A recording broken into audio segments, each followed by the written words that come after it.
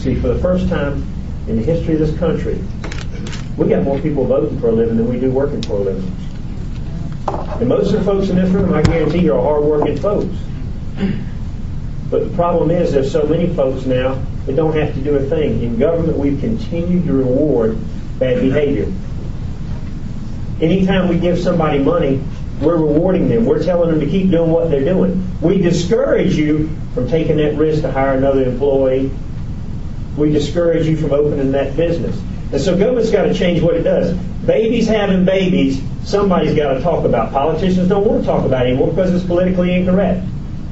The fact that we continue to improve education cannot really be improved until we address the real problem. I can show you a bar graph where free and reduced lunch has the worst test scores in the state of South Carolina. You show me the school that has the highest free and reduced lunch, and I'll show you the worst test scores, folks. It's there, period. And so how do you fix it? Well, you say, look, if you receive goods or services from the government, then you owe something back. If you don't pay your taxes, do you think the government's going to come get you? They are. All of us.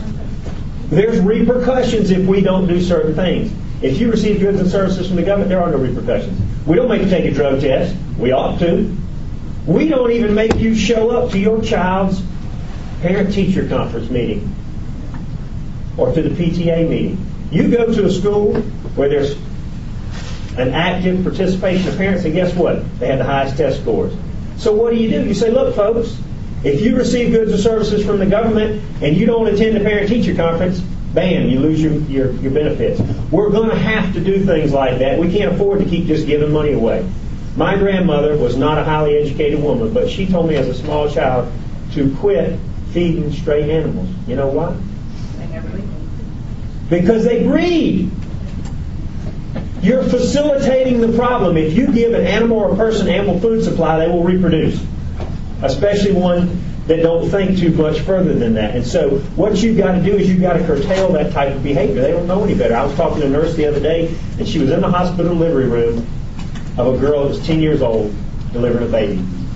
Can you imagine that? What chance does that child have with a mother that's a baby herself? Very little chance. And so I hope in the General Assembly more of you will speak up and say, this political correctness is killing our country.